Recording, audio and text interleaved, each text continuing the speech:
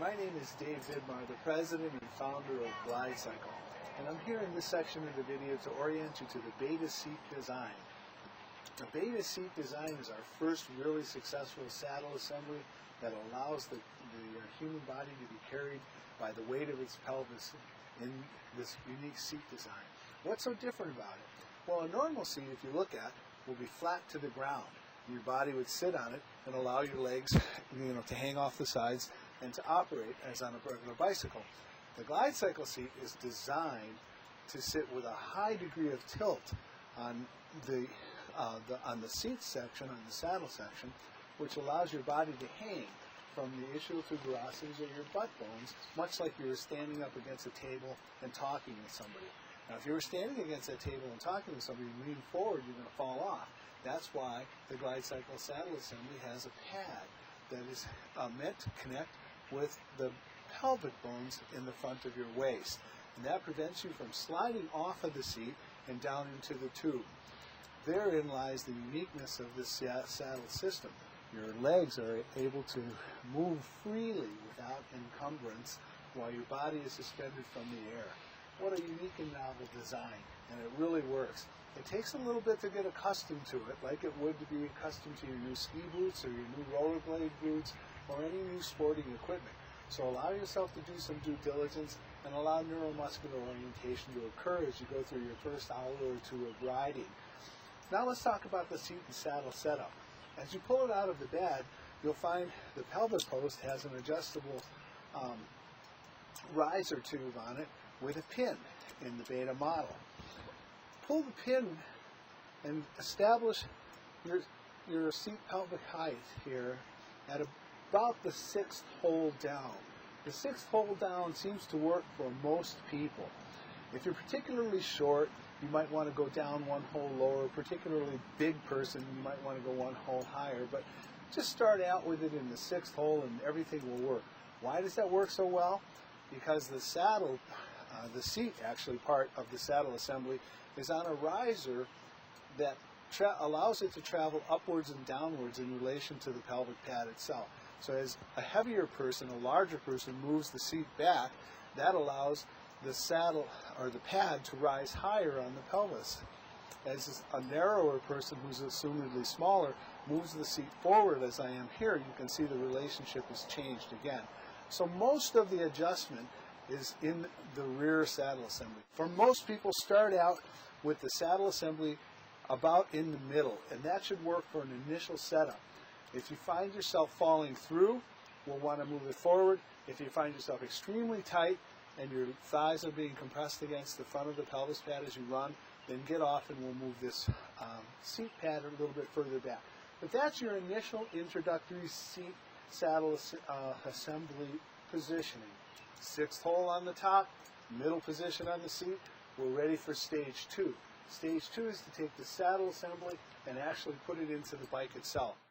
Most people use the forward top strap in the 2nd hole from the top. The next strap is simply and always one hole down. I like to keep these pretty close to each other. You can put them in different positions, but this is a real good starting position. If you're a particularly short person, go down one more set of holes. If you're a tall person, go up to the top set of holes. And it'll work for most people. Then let's take the aft section. The top strap, we call just the safety lanyard.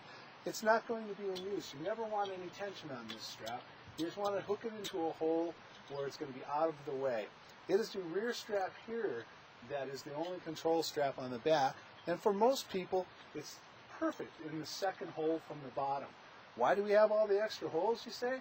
Well, it's just so that we make our tubes interchangeable. We may change that design in the future, but it's working well for us now. So as an initial setup, this is a good beginning. Now we go to stage 3 of the setup. Stage 3 involves just simply standing next to the GlideCycle, running your hand across the front of the seat, bringing that hand from the front of the seat straight up to the top of the GlideCycle. I see that it's positioned just slightly to the rear of the center. I really want it about 2/3 of the way back of the space of this operator's envelope here. Why is that? Because I want to place a good separation distance between my hips and the footrest to give myself a comfortable distance to operate the glider downhill. If you're a particularly short person, we may want to move more towards the middle. A particularly tall person a little further aft. Most people, again, 2/3 of the way back, even with the front of the seat. How do we achieve that? Once we see where it is, we simply grab the back strap and tug on it until we like the position. Yeah, that looks really good for me. Now, the next thing for setting up your seat for the first time is to simply drop, by lifting these strap release controls, drop the 2 straps in the front down really low and make it easy for yourself to get into the saddle assembly. To get into the seat, I'd like you to stand with your body to the left of the seat, with your right hand on the top of the bar, your left hand on the top of the pad. Simply walk to the side, to your right, allow the GlideCycle to come over your head until you can simply step over the saddle without falling, without tripping yourself. Hold the saddle upright, lift the GlideCycle back up, and you'll see the saddle assembly comes right up on you. Now I want you to sit down into the saddle assembly and wiggle your body. Having your brakes on with the pin locks is real good, your parking locks. And in this particular case, I'm finding that I feel a little tight. Why am I tight? You can see the ideal situation is when this pelvic pad rests, let me take my coat off a little, when this pad here rests exactly on the top part of these pelvic bones that are in the front of your pelvis. If it's too low in the case I am now, when I go to lift my leg, I'll be encumbered by the pad, so we don't want to do that. So the way to adjust that is not by adjusting the riser pad here, but simply leaving the seat back. So I'm going to pop off again, and holding the bike between my legs, just simply pull the seat back about 1 inch and see how that feels. Now I'm setting this to my body. You'll need to go through the same process for yourself until you find a good seat fit. That feels pretty good. A good seat fit, again, places the pelvis right up against the front pad, and the seat pad itself you're not really sitting on, but it's catching you on the back of your butt bones. Remember, like I said, you're standing against a table talking to somebody? That's the way you want this to feel. Now, that establishes at least an initial good position for the GlideCycle seat fit. As you run down the road, you may want to change that fit. You may want to work with it a little bit. I certainly do constantly until I get just the right fit. Once the saddle assembly is fit for you, you'll be able to use it day after day. If you're sharing a saddle assembly with other people, you might want to make a mark on it or note the position if you have one of the gliders with a scribed set of marks on the seat. The next stage is to set up your body height. To do that, an ideal position is with slightly bent knees. My knees are exaggeratedly bent here. There's nothing wrong with this. You can run like this, and it actually provides quite a workout for the hamstrings. If you can imagine yourself pulling yourself across the room in an office chair. It's a lot of work, but it really builds up the hamstrings and the glutes. I want to go for a normal ride, though, so I'm going to enter what we call the general cruising position. I do that by standing up, holding the GlideCycle up on my toes with my feet together, and then simply pulling up on the strap until I feel the saddle assembly come right up onto myself. Then I set my feet flat on the ground again and simply look, do I have a nice, comfortable knee bend? Yes. Now the next step to setting the saddle is, oh boy, look, I'm leaning back too far. Why is that? The pelvic riser is tilted back and there's no pressure on the forward strap. What we want in a normal, comfortable position is to establish your knee bend and then pull the riser forward on this until it stands fairly vertical. Then check yourself. The knee bend is okay. I'd like a little less. I'm going to jump up higher, give it a little tug. Of course, I'm falling back again. I'll pull on the front riser until it's vertical. And now I feel very comfortable. I actually can go off and run on this GlideCycle. My leg is unencumbered. It is not hitting the pad, and I'm not so firmly on the seat that it feels uncomfortable. Now, some of you may achieve a position in the seat now where you feel like, gee, I'm really falling through and my crotch is hitting down on the metal. Well, you shouldn't have that at all. If that's happening, there's two possibilities. The first is that your seat is back too far and you're sliding through. The second is well, maybe you've pulled this adjustment a little high. So why not just grab your back strap, give it a little tug. Oops, there it is. Give it a little tug and let a little material out. You see what happens is I've just flattened the seat. It was lifted like this, now I've flattened it. So my body's flatter against the ground. Of course, my knee bend is a little more excessive, so I'll place my parking brakes on again to make an adjustment, pull up a little on the lower strap, set my vertical riser straight again, and now there I am. I'm a little flatter on the seat, and I'm more comfortable. Why would we have these various settings?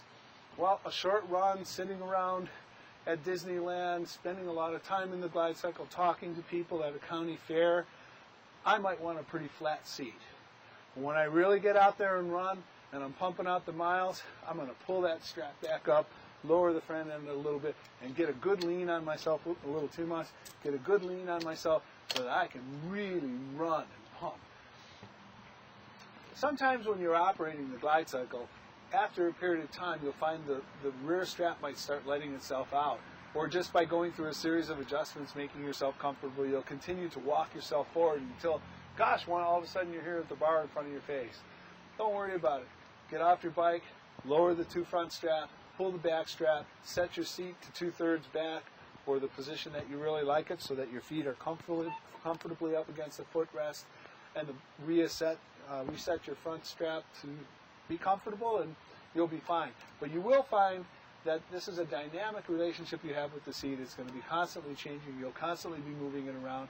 If you get a little uncomfortable, go ahead and intentionally change the position of the seat and change the loads on your body. Occasionally your butt might feel like, sort of like you feel when you're having a glass of wine and some bread and cheese on a rock by the coast with your girlfriend. You get in that really comfortable position, you like it for a long time, and then it's not so comfortable anymore. You have to shift, but you really don't want to because you're running and having a good time. Take the time, put in a shift, just change things around, pull this back strap up a little, lower the front straps, put the loads in a little bit of a different area on your body, and you'll be able to do the next 5 miles before you start having trouble, or the next mile or 2, however it works out for you. For a deeper and more thorough understanding of how to use the GlideCycle saddle assembly as you encounter various terrain changes like uphill, gradual uphill, steep uphill, downhill, and general cruising and running around, refer to your manual. There's a great explanation in there about how to approach the terrain with your saddle assembly and how to use your saddle assembly as a transmission for your body. Also, there are some really good videos on the login site on the web and on the DVD that you were sent with your GlideCycle. Please look into these beta version videos as they will really help fill out what we're trying to accomplish with you here today. Is there a perfect setting for the GlideCycle seat and saddle assembly? No. It's all about comfort. Set it to yourself. Do your due diligence. This is my GlideCycle. I set it up for myself. I make it work for me. Take the time to make it work for you. You see the people on the videos? They're putting in miles. They're changing their lives. This can happen to you too. I'm Dave Vidmar. Thank you for joining us for this initial setup of the beta saddle assembly. Thank you.